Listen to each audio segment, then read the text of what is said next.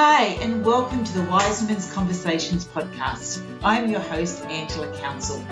And with a background as a naturopath, I thought I knew exactly what happened to women when they reached menopause until I experienced it myself. I then realised that there was so much more to this time of life than what was written in the textbooks.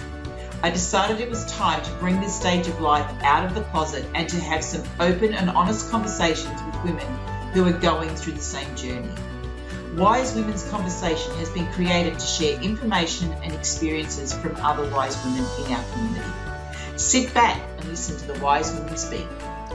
Hello and welcome back to this week's episode of Wise Women's Conversation. And I love this conversation so much today.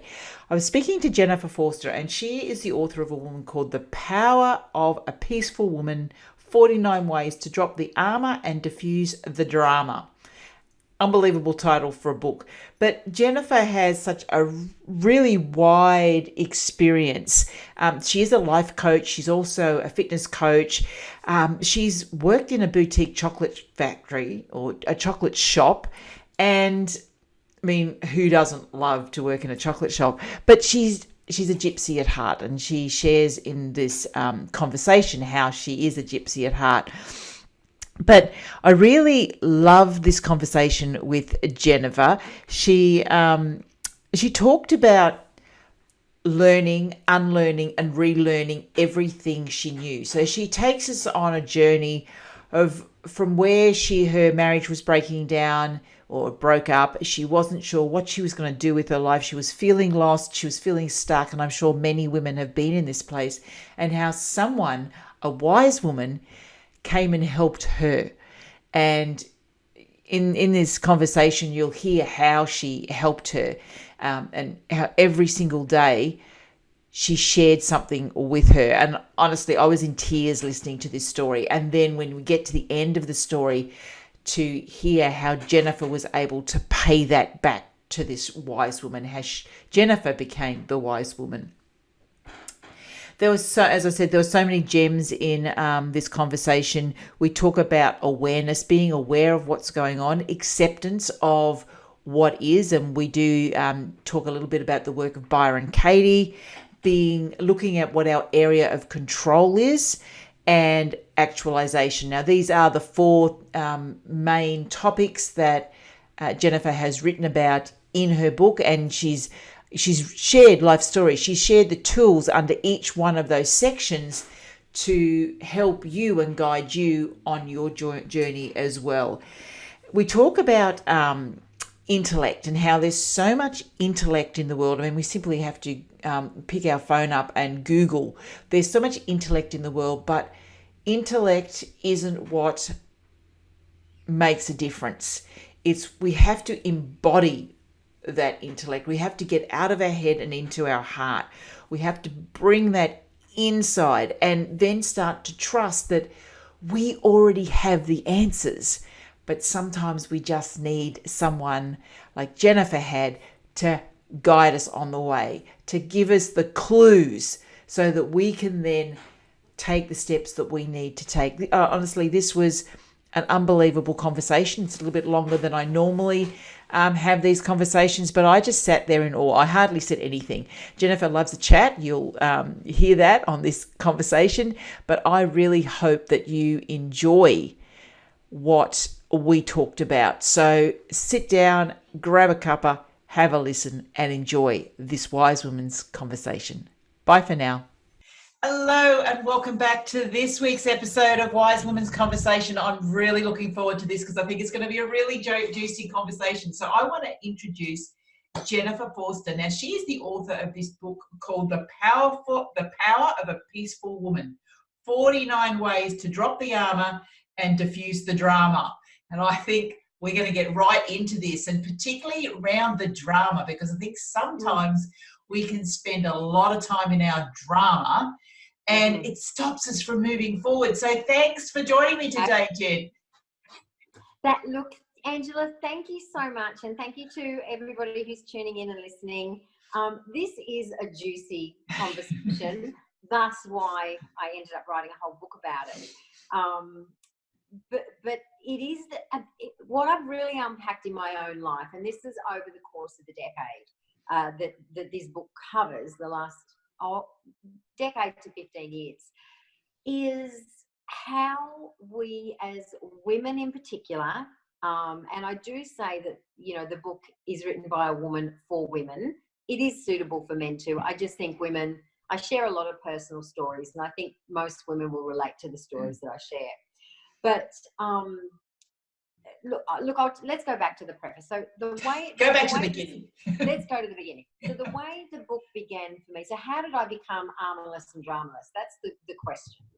So back, I was 39 years of age, and I talk about this in the book. I was, although I had a marriage and a family and a beautiful home, and everything from the outside looking in looked perfect, what was actually going on inside was not so perfect, and it wasn't perfect for me. I knew deep down in my heart I wasn't happy. So I had 2 little kids, and I made the decision to end my marriage. Now, what that did was it kind of catapulted me into this quest to learn, unlearn, and relearn literally everything I thought I knew. And it wasn't a voluntary quest. I really got catapulted into it. Look, at the eve of 40, I was so sure and so off course, all in a matter of minutes. I can remember I was working as, at the time, I was working as a childcare coordinator in a daycare centre, and I can remember walking into work on this particular day, and it felt like there was someone standing on my chest, you know, wearing size 13 steel cap boots. I truly couldn't breathe, and I didn't know that I was actually having a panic attack at the time, but I was having this panic attack, and I knew I was doing the right thing, but I also had no idea how I was going to accomplish it, or how I was going to, you know, suddenly all of these questions, you know, were in my mind. I was looking forward. I tried to imagine, and this is when the panic attack started. So I'd gone from, in one moment, not even having to think about what my future would look like. I knew it would be filled with family events and Christmases and birthdays and family holidays and, you know, friends coming to dinner. It was just an automatic thing. I knew that's what it was going to be filled with. And then in a moment, in the other side of that decision I had made, all I could now see was fog. Nothing. Zip, nada. And that's what set me off in the, oh my God, you know. And I can remember thinking, I wish I could cry. Crying would feel so much better than this. But in the moment, I couldn't even cry. But I couldn't see a future. And it really just bore down on me. It you know, suddenly now I felt this enormous weight of responsibility, where I now knew that I had to make all the decisions about my life. I had to bear the responsibility of my kids maybe hating me for breaking up our family. I had to bear the responsibility of paying the bills, making ends meet, navigating new relationships. And the enormity of it was just, it just crippled me. It literally just crippled me. So I just couldn't figure out, how can I be so sure and yet so freaked out all at once? So that's where it all began for me. And at the time, I met an incredible woman who I was working with her at the time, but our friendship from that panic attack literally took on a whole different trajectory. And I wonder if it would have taken this trajectory if I hadn't have had that moment. But she pulled me out of the office, and we went outside, and we sat and we talked, and there was something about this woman. She was ridiculously calming. She was so peaceful. She was unflappable, you know, just this, and she was like this beacon of calm in this, you know, storm that had erupted. And we just had this very effortless conversation. It just flowed, and I found myself feeling better. I suddenly felt like everything was going to be okay. And that was the gist of our friendship on an almost daily basis. I would come to work freaking out, and then, at morning tea and lunch, she would somehow calm me down. And I always was blown away by the wisdom that she held. So she had this I used to say to her, how do you know this stuff?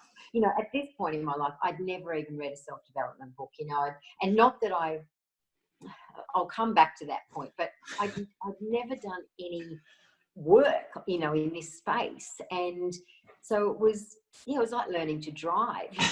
It was like, what even is this? So I'm saying to her, how do you even know this stuff? Where do you know this stuff from?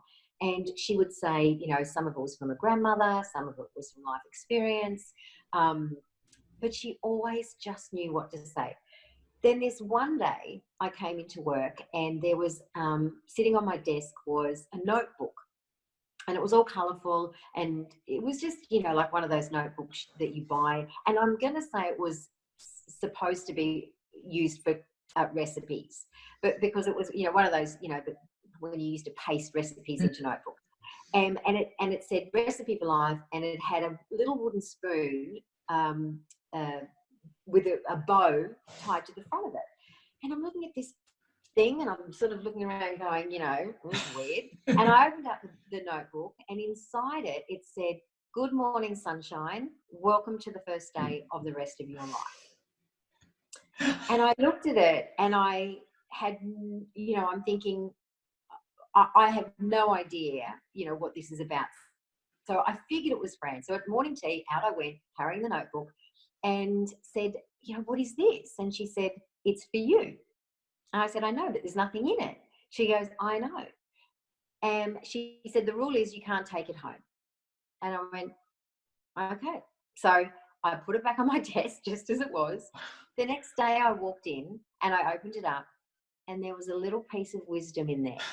And every single day from that, for almost the rest of the year, every day I would get there, and every day inside this notebook was some sage advice, an anecdote, a story about a grandma, a quote, a colourful drawing. And it was, and the rule was, of course, I couldn't take it home.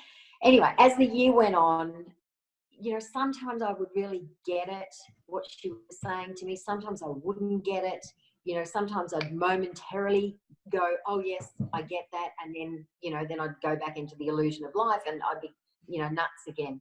But over the course of the year, it started to permeate, into my body. I started to take it on, not brilliantly, but I started, a door had opened. And what she had done, she had cracked open my awareness. So my awareness spotlight had been turned on. So towards the end of the year, I got, and it was just it was the thing I looked forward to, going through seeing what was in the book. And it always, it could be a Monday, and she had no idea what had happened in my weekend, but the piece that was there was always perfect. It was always the exact piece of wisdom that I needed. And at the end of the year, there was a note saying, kind of like, "Ta-da, you're ready to take the notebook home." And so I got to take the notebook home, and this is back in 2005. So we didn't have, I think social media had been born, or it hadn't quite been born, but it wasn't a thing. Certainly wasn't a thing in my life. And not long after that, let's say a couple of months after that, I left my job there and started doing other work. I started working in the fitness industry. That's when my fitness career started. And without social media and all the rest of it, Fran left the Sunshine Coast. Her name was Fran, and I write about her in the book, so it's okay for me to mention. She's given me permission to use her name. And she left. So we lost contact, and nuts to think that someone who had made such an impact on my life, that we would lose contact. I tried to track it down, people change, the emails would, bounce back, and I didn't, there's no social media. So almost a decade goes past, and I think about her all the time. That notebook lived on my bedside table. It lived on my bedside table. And I would literally every day open it randomly and just absorb whatever it was. And of course, over that 10 years, I moved into life coaching. I did my life coaching, my business, my fitness business actually started as a life coaching business. And then I moved into doing, fitness and life coaching as a combined thing. And then, then I got into self-development, when I started my life coaching course, I bought my first ever self-development book. It was a classic oldie. It was, I don't know if you've heard of Maxwell Maltz. No. So the book is called Psycho-Cybernetics. He penned it in 1969, I think. It sold 30 million. It's like one of those, it's the Zig Ziglar genre of dude, right? So I, and I've done courses by this time, and my whole life has just completely shifted and changed, but completely lost contact with Fran. And one day I was on Facebook and I saw this dancing realtor. So a real estate guy promoting real estate, and he was dancing.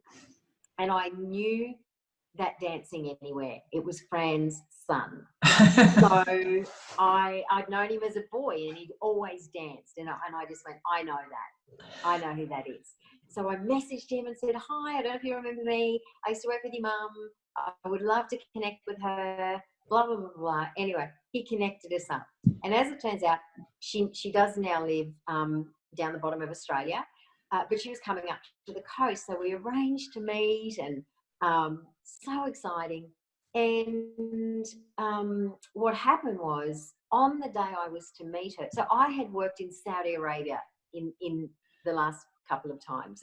So I had packed up my entire house. So my notebook, which had always lived on my bedside table, had ended up in a box in the garage. And I'm about to leave to go and meet her for lunch. And I went, oh, the notebook. And I went, oh, shit, how am I going to find this notebook? So I walked into the garage and I literally said, okay, I need the notebook. And the first box I opened, it was in there. So off I go to this lunch, and I'm just beside myself. I'm just so, because my life from there on had actually, it's been great, albeit I've still been on that quest to learn, unlearn and relearn. But my life had completely shifted and changed. So I get to lunch. As soon as I saw her, of course, I burst into tears, and she burst into tears, and and we're chatting away.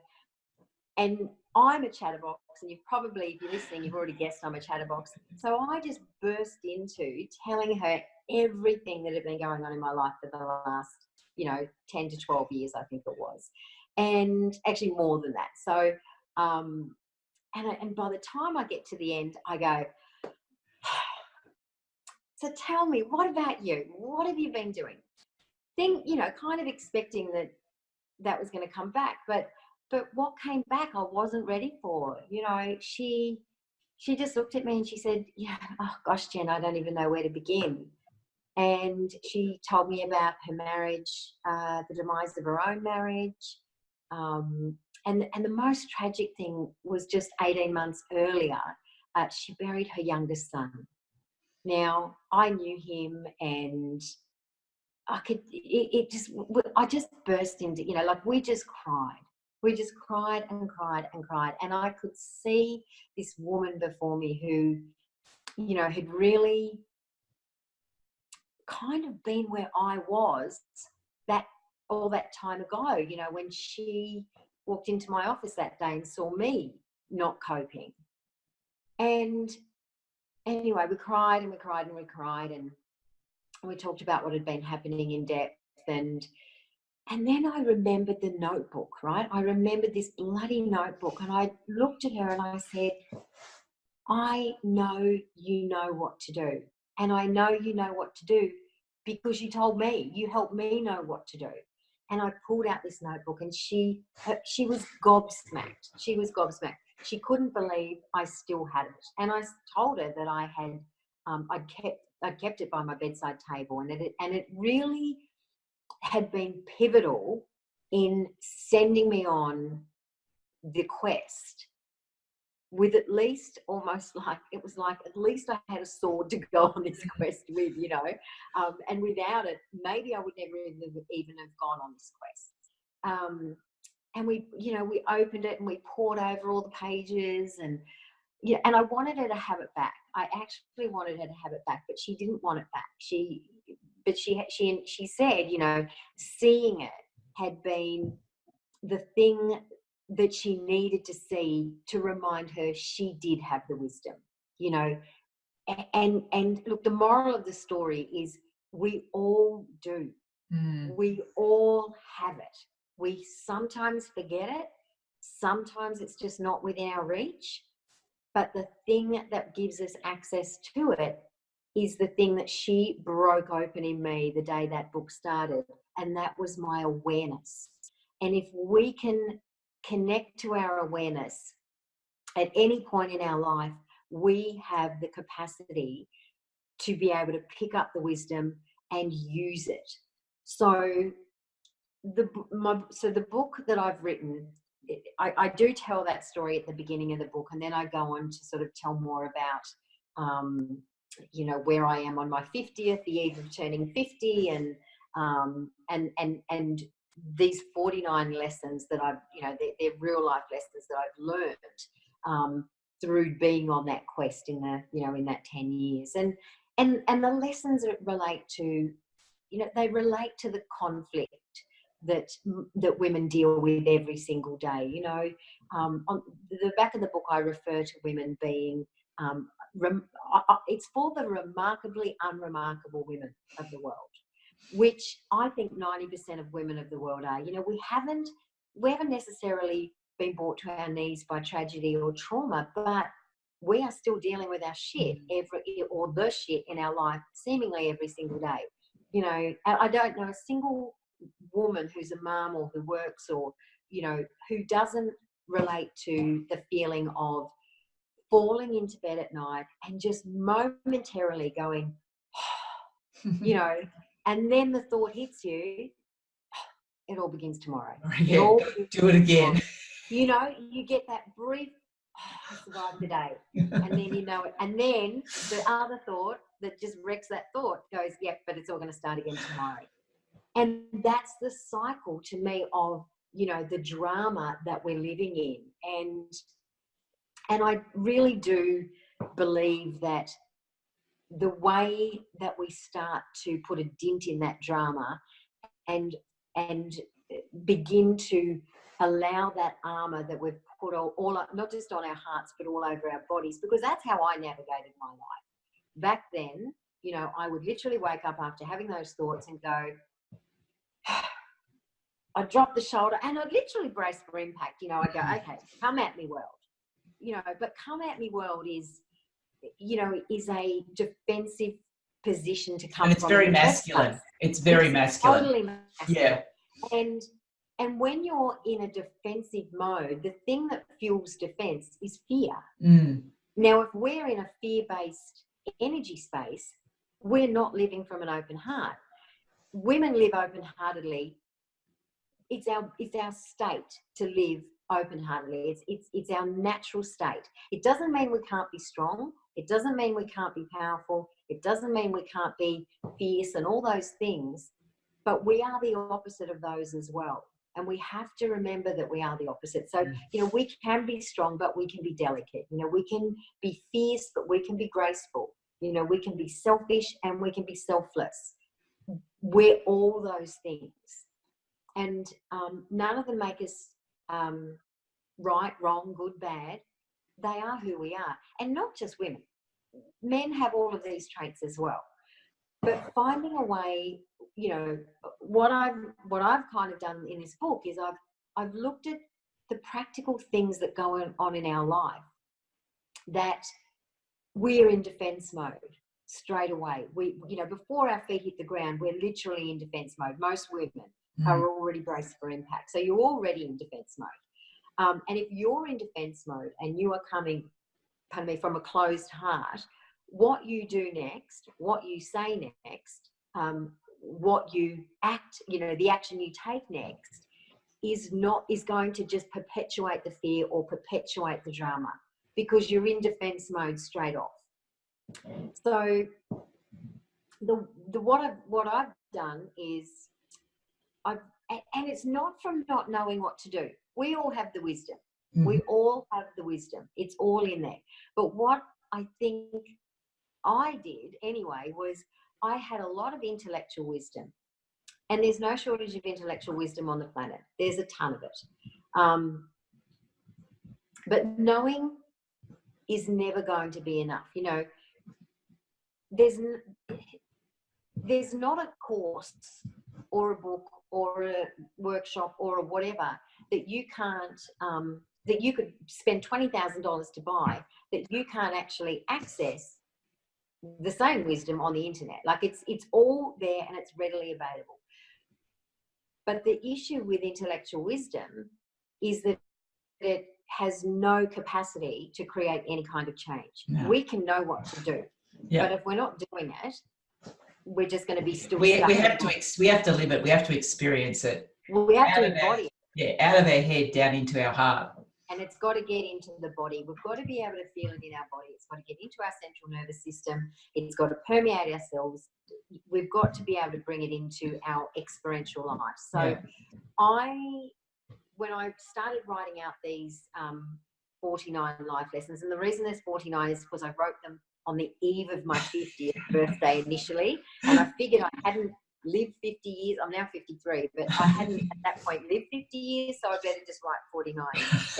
It turns out that it worked out. It was a good number in the end. So, and I don't actually say in the book as to why there's only 49. That's the reason there's only 49. So, when I broke them down and kind of started to play with them with my editor and moving them around, I realised that they all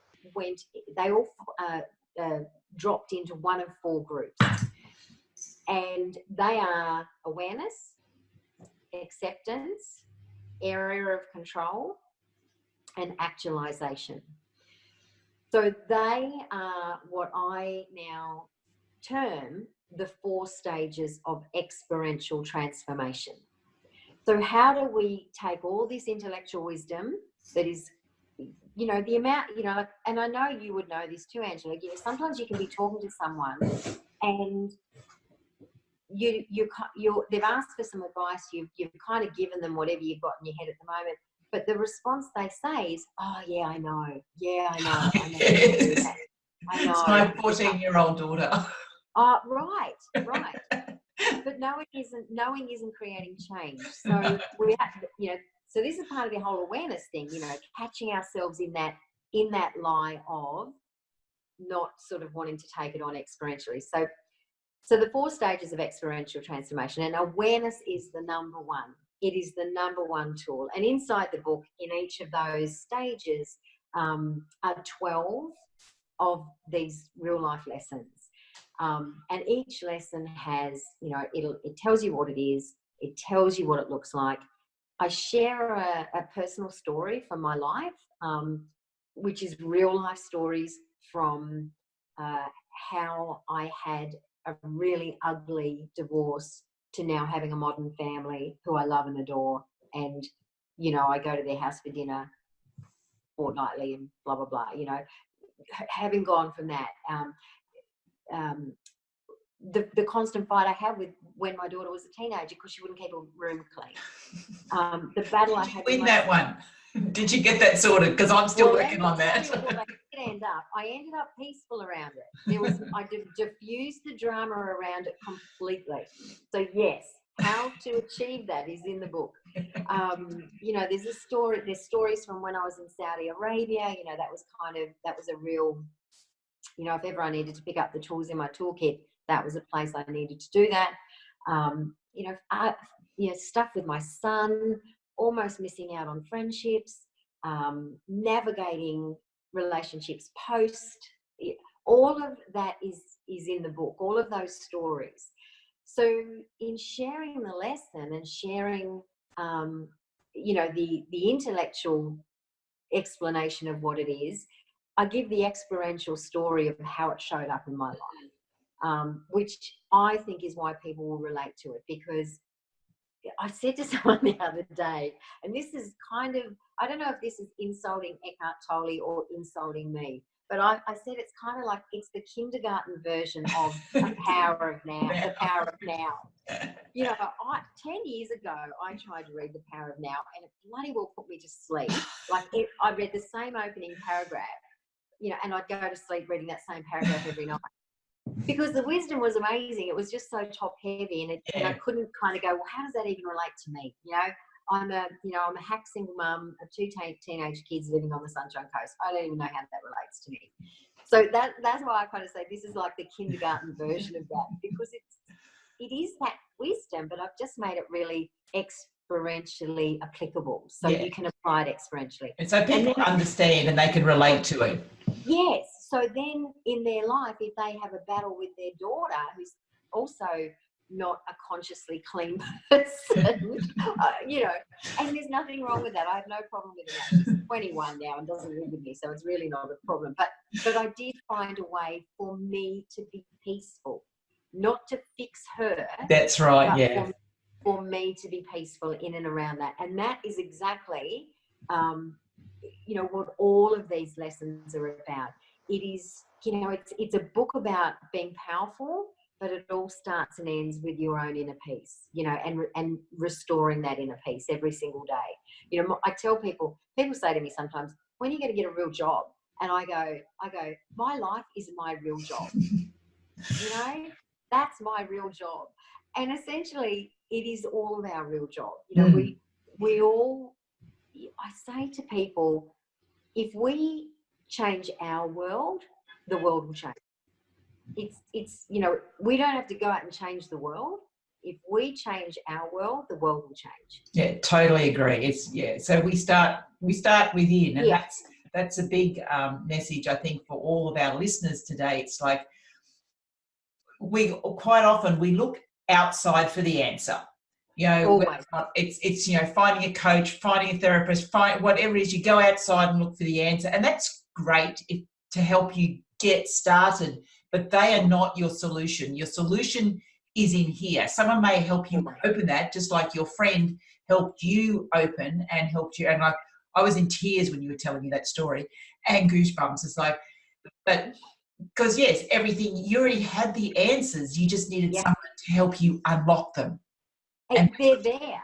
That's right. And that's the awareness. Yeah. That's why I made awareness the first stage, because it is our superpower, and it's to me the golden. So I describe the book as, imagine everything that is your life is contained in one room with no windows and no doors. And there's a tiny candle burning in one corner. I don't think I actually say that in the book, but it's a bloody good analogy. There's a tiny candle burning in the corner.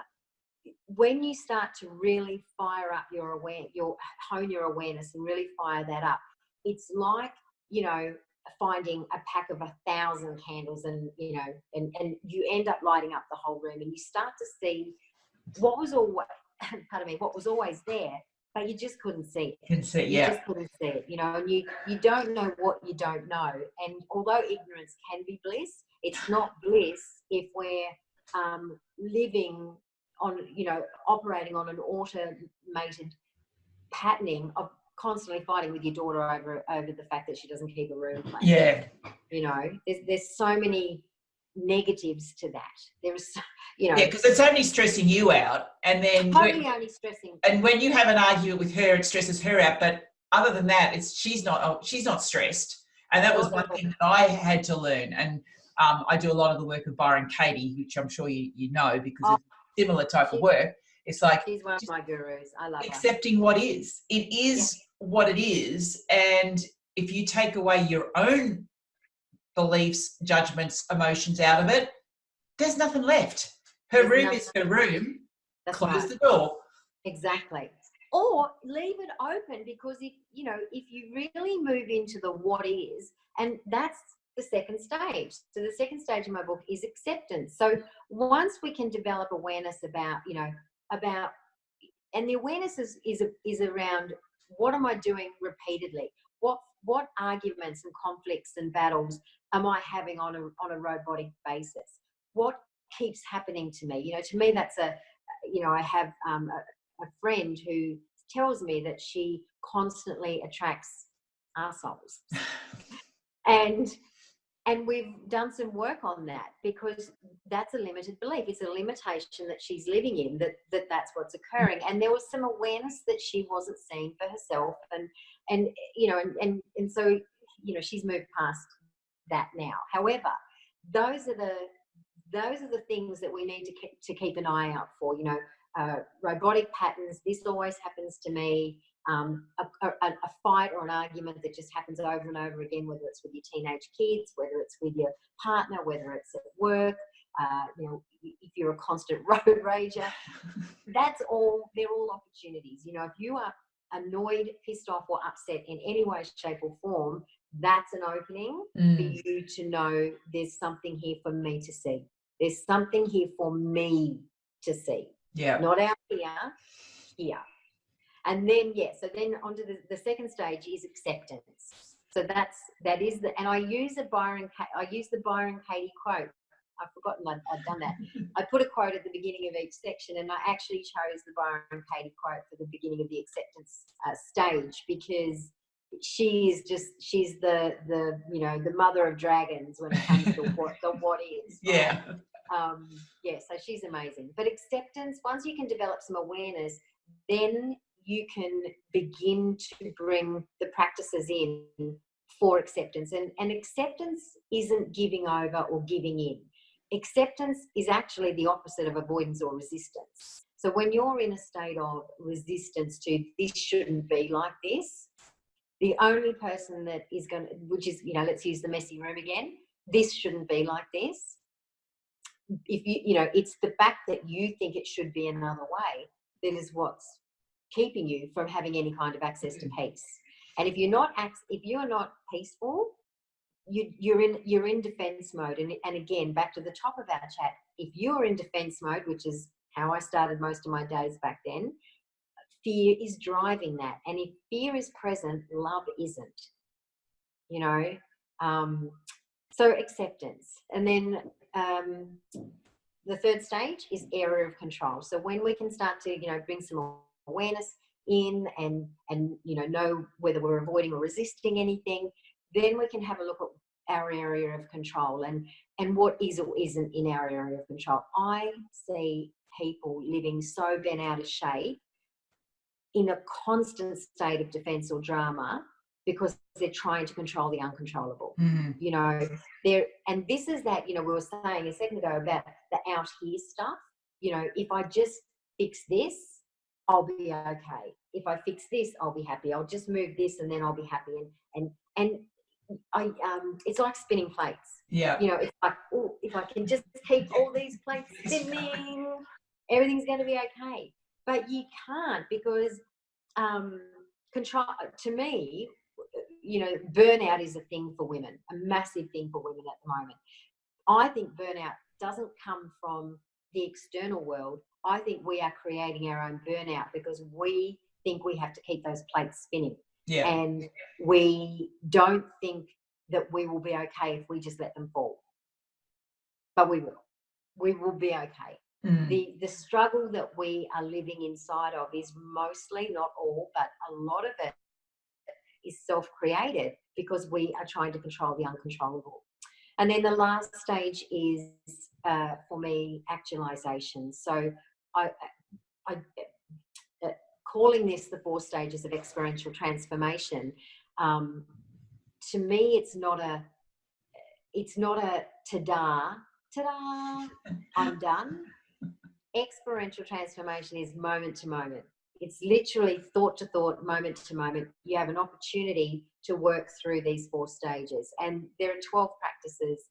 And there's an actual written practice at the end of every chapter as well. So, there's a thinking, writing, journaling practice for you to take your example. And you can write it or you can just work through it in your mind. But it's, again, to help bring it into your central nervous system. But the actualization is, it's like the maintenance kit. It's like the practices that will allow you to keep the awareness, acceptance, and area of control things flowing. And I do write at the end of, at the beginning of the final section, the actualization, I write that, you know, if you're the kind of person that likes to jump to the end of the book to get the gold, it's here, but you probably just won't recognise it unless you do the first 3 stages. So, yeah, so it's really, really key. And, yeah, so that's kind of the gist of the book. And it has been a work in progress. And I originally started writing the book, thinking that I was writing it to help people. And look, yes, I guess that is, you know, what will happen with it. But the book kind of got written through me, and the process I've been on since writing the book has actually been a preparation process for me to now be able to steward the book, and get it out into the world the way it needs to go out there. So one of the things that that I've done a lot of work and research on is fear since I've been writing the book, since I wrote the book. And I did an MBA a couple of years ago, and I thought that I did the MBA because I wanted to go and work overseas. But I now know that the cosmic joke was that the reason I did my MBA was so that I knew how I never wanted to do business. I didn't know that at the time, but that's pretty much why. So one of the, you know, doing all this work and looking at fear and love and living open-heartedly, which is just as a little insight, that's the framework of my new book. That's the framework of my new book. But fear, I've discovered through doing this research, it is in everything in our life. So here we are trying to be peaceful, but it's like trying to be peaceful while someone's got an invisible adrenaline pen and keeps jabbing it in your butt. You know, fear is in everything. It is in our education system. It is in our marketing. It's in our sales. It's in our businesses. It's in everything. Yeah. So knowing this, and that would be a whole nother podcast for us to talk about that. But just to suffice to say, me now knowing that, how to get this book out there now I was really, you know, I'm in this dilemma because the old Jen knows the marketing strategy, you know, the fear-based selling, the sales, the psychology of sales. And I'm thinking all this and I'm going, in my head, I'm going, but I'm telling women how to drop their armor and diffuse their drama. And now I'm going to use fear-based selling to try and get them to buy the book. I'm just going, yeah, it doesn't make sense, does it? I can't do that. So, yeah, so people would say to me, what's your marketing strategy, Jen? And I go, I don't have one. And they'd go, you know, like I've got 3 horns growing out of my head or something like that. And I would say, I've got a heart plan for it. And I know that if I honour my heart and keep living with an open heart, the book will end up going where it needs to go. And I've found, you know, I've got some retreats coming up, and even in the marketing of the retreats, like I just can't use language now that's fear-based language. I don't do VIPs. I don't do early birds. I don't do only 5 spots left. I can't do it, Angela. I just can't do it, because to me, that is perpetuating the very thing that I bloody well wrote this book to try and, you know, help women to eliminate. And I get it. The world, you know, is the way it is, and it's not going to change overnight. But I know that in my life already, I have reduced the fear-based fueling of everything I think, say, and do, probably by 50% at this point in my life. That has made a significant difference to the way I parent, the way I work, the way I live, the way I love. It changes the way it changes everything that comes out of my mouth. And if that changes, then who I am and what is going out into the world changes. And if that changes, that ripple effect starts to, funnel through I've got a colleague who, whenever she's with me, she catches herself and she goes, oh, that was a bit fiery, wasn't it? And I go, oh, well, it's okay. I'm not the boss of anyone. Everyone can do what they want. I just know for me that perpetuating fear in my own body just disconnects me from my open heart, and I have no access to the power of my inner peace. And that's the thing about inner peace. It's so powerful. It is so powerful. Bloody Gandhi changed an entire country. Didn't even know he was this cool dude, right? Because he just honoured his open heart. He honoured his inner peace. And one of the biggest populated countries in the world, he completely shifted. Yeah. And I know that, the Gandhi card is I say in the book, I actually play the Gandhi card and say, yep, I just played the Gandhi. But look, think about it. It's only on reflection when we look back that we know that he achieved what he achieved. He didn't wake up going, okay, I'm going to tap into my inner peace and I'm going to change it in time. He just honoured his inner peace. Yes. So, don't tell me it's not powerful. It is powerful. It's powerful beyond words. And there's a million little ways that we can begin to move away from fear-based thinking and being motivated by fear, and actually going, what does my heart actually want to do? What do I actually want to do right now? And being really honouring of that. So, yeah, I love this habit. Us dropping, because at the moment I'm trying to change the way I market too. It's like you just automatically going, okay, well, I've got to do this and I've got to do this and I've got to do this web page, blah, blah, blah. So, okay, no, I don't want to do that. What do I want? And it just automatically just keep going back to the way I've learnt it, which is very masculine. Yes. Because that's the way we've been brought up. That's, at school we were taught through a masculine system. As you say, everything is systemized. It's all masculine. And you get to the age of life, over 50 years of age, and you've had 50 years of programming to do it one way, and then it's like, yeah, but I don't want to do it this way anymore. And then, as you say, someone says to you, what's your marketing plan? Or they go, how do you market to people? It's like, it's hard. I can't actually answer that to you because the rest of the world doesn't get it. No, that's right. But I'll give an example, and you can make of this what you will. So I've got a one-day retreat coming up in August, and I languaged it the way I wanted to language it, which was, really open-heartedly. And then a lady messaged me on Facebook. I don't know her. We're not friends. I don't even know how because I really don't even know how she came upon it. And she's from Bundaberg. And she sent me a message and said, are there limited spaces at your retreat? Now, the old Jen wanted to go, yes, we've only got 20. Don't miss out. That was the old Jen. But I'm like, how can I say this that's true to me now and the way I, the way I want to live now? Because we do only have 20 places because we've got limited space. So I said to her, hi, so-and-so, we have, thank you, blah, blah, blah. We have lovingly created 20 places for this unique one-day retreat. Would absolutely love if you were one of the women that came and joined us. Exactly the same thing, but said in an differently, way, right?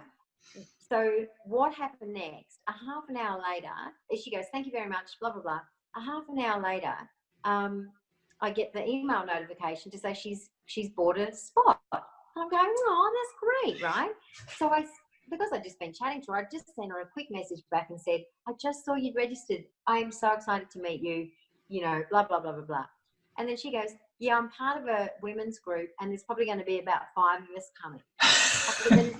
Over the next hour, boom, boom, boom, boom, boom, 5 of these 20 places sold immediately. Now, like I said, you can make of that what you will, but I'm believing and moving into by being open-hearted and bringing that energy to what I do, puts me on a frequency that is open and inviting to anybody who wants to join me on that frequency. And you know, look, I'm 50% woo-woo and 50%, you know, science-based, I suppose, or whatever.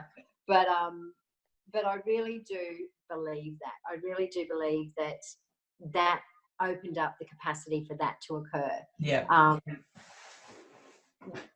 Yeah, so it was a nice little sign from the universe to keep going with my thinking.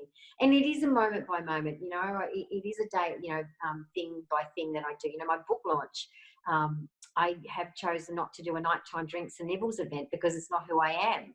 And if I had done it that way, it would just be doing it like, you know, because that's the way you're supposed to do it. So, and I felt myself being pulled into that. And then I stopped myself because I'm going, and the way I check in is I check into my heart and go, you know, does this spark excitement for me, or is this like a chore? Yeah. You know, is this like, this is like doing my tax? Yeah. And setting up that kind of event, you know, book launch was like doing my tax. It just was like, I'm going to steal that. That's awesome. You know, it was just like, ugh. And then so you know, I do this a lot. I put my hand on my heart and in my head, and I said, you know, how, if you could have it look any way, how would it look? And the thing that I love the most is nature, being in nature. So I put a call out and said, you know, I'm looking for, you know, to do this. I'd like to be a daytime event in nature somewhere. And I found the most amazing place it's the Arts and Ecology Centre at the Marucci Botanic Gardens, surrounded by bush, surrounded by birds. There's water, you can hear water. It's just beautiful, you know, and it's a middle of the day event, and it's Alison Bell is going to come and she's going to come and play the drum. She's going to come and play her handpan for me, you know, and I'm like, I can feel it even talking about it. You can see how, like, I feel expanded, you know, it expands me. So that is my heart talking to me and saying, keep going. That's the way. Keep going. And if I honestly, Angela, believe if we honour that, if we check in and we don't have to know it, because, you know, it's only our ego that needs to know an outcome. That's the hard bit. Isn't that hard? Not knowing. Yeah. Our heart does not need to know. Love does not need to know the next step. It just knows what lights it up. And we just have to keep following that. And that is the work.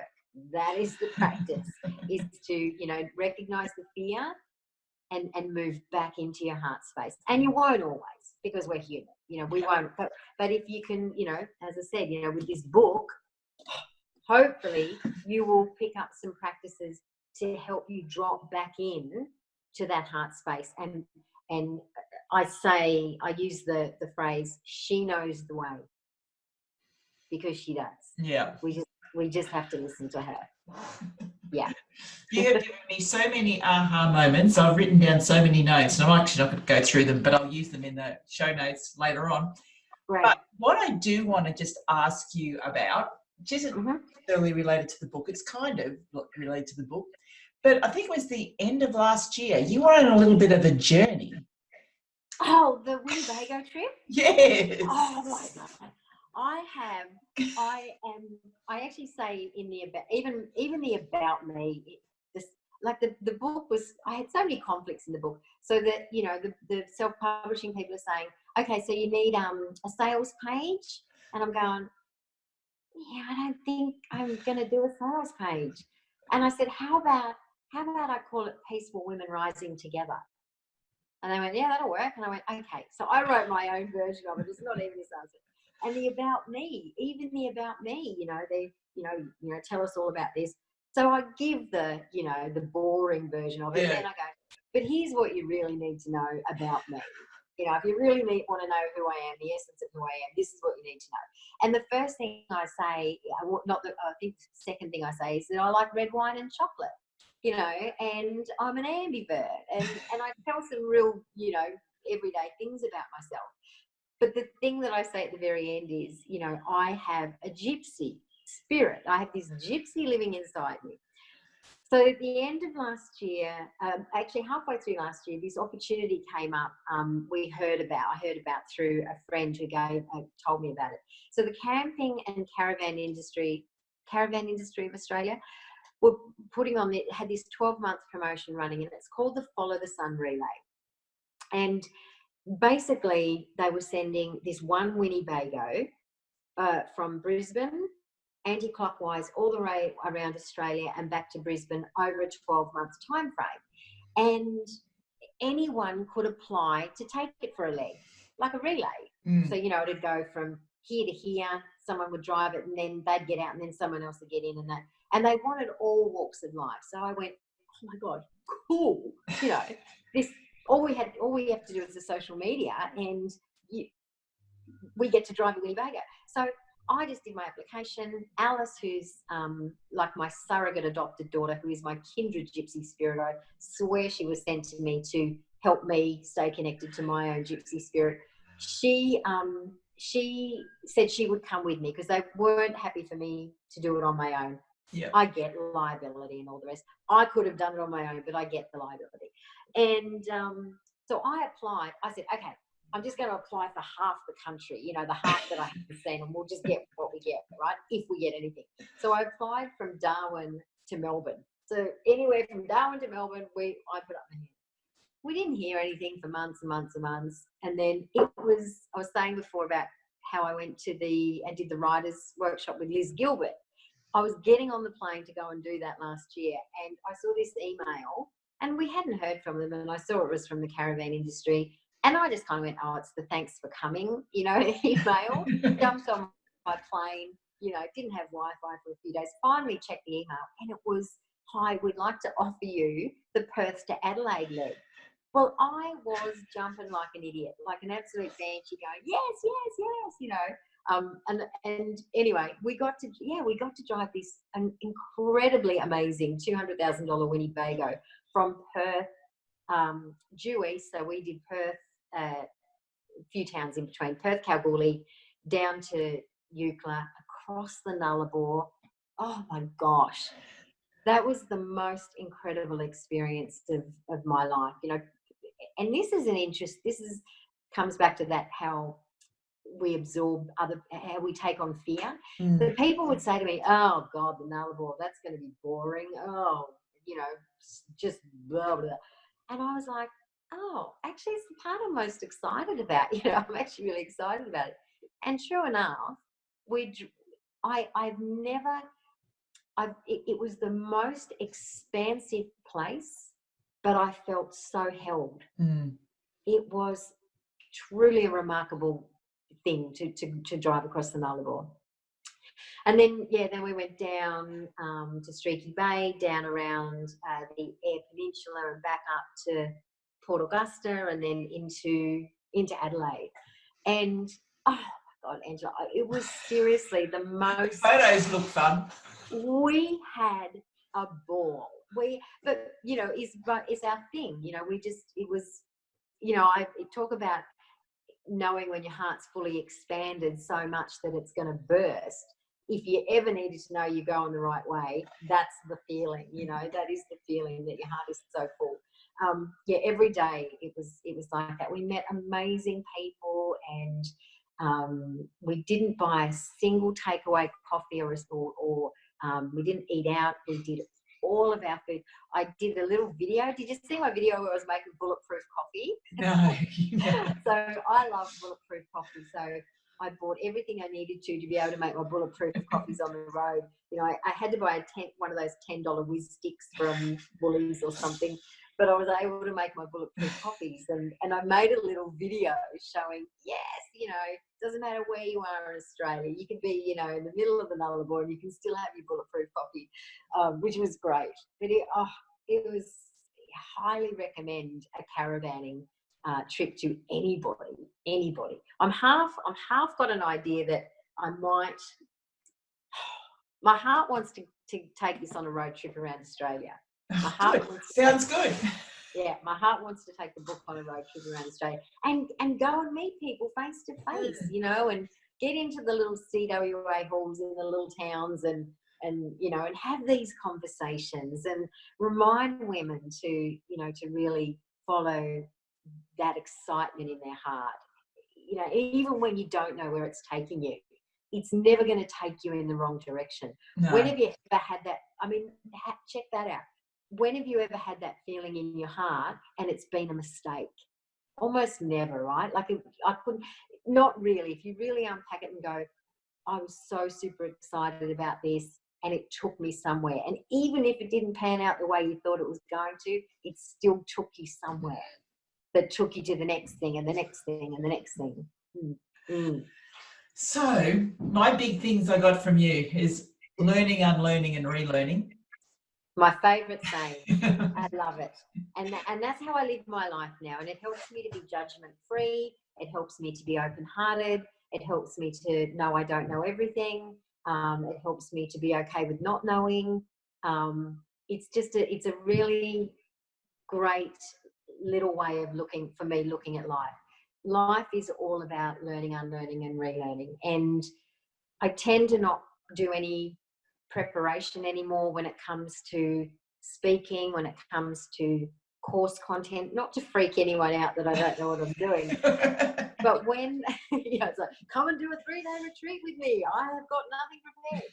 But the reason that I operate that way so much more now is because I know that if I'm speaking from something I have prepared earlier, then I'm speaking from here. Yeah. And if I'm speaking from here, you're hearing me from here. Mm. And if you're hearing me from there and I'm speaking from there, we're having zero. No heart connection. No. There's nothing happening.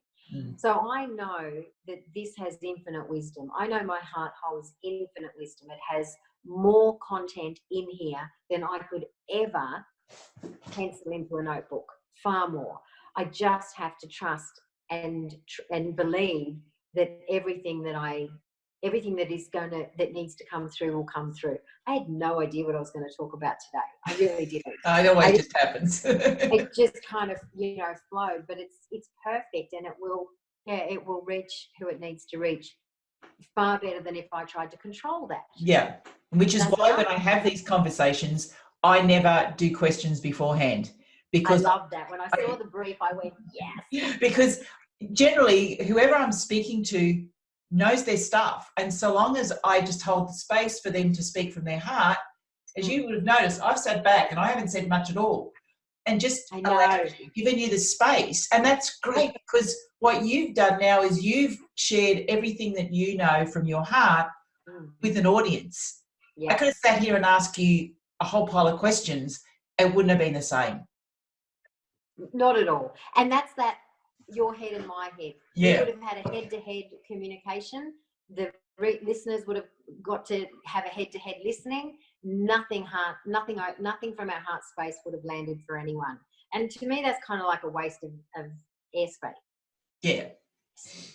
It's kind of where lots of people are. But to me, planning content to me is, and this is no disrespect to anyone. There's no right or wrong here. But for me, if I think I'm planning what I've got to say, it's almost like I think I know what everyone needs, and I don't know what everyone needs.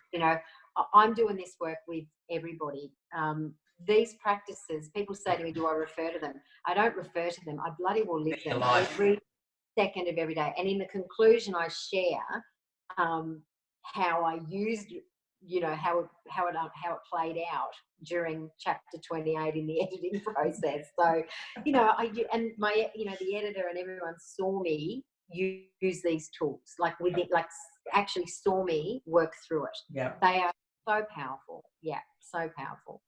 Well, we could talk forever, but I could. Well, I can too, because I haven't got started yet. So tell people, where can they get your book, The Power of a Peaceful Woman, 49 Ways to Drop the Armour and Diffuse the Drama? Yep. Where can they get the book? Where can they find you? Give us all your links. Okay, so the book's available now. You can go online, any of the Book Depository, Booktopia, Amazon, all those places have it.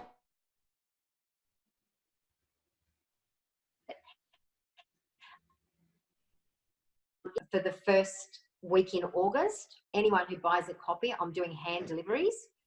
Because to me that is open-heartedness. I get to actually hand it. I think to spend a week of my life to physically take a book to someone that they have purchased from me because they want wisdom, to be able to hand it to them and give them a hug, that is a week well spent. That's just, again, that's me following what my heart wants to do.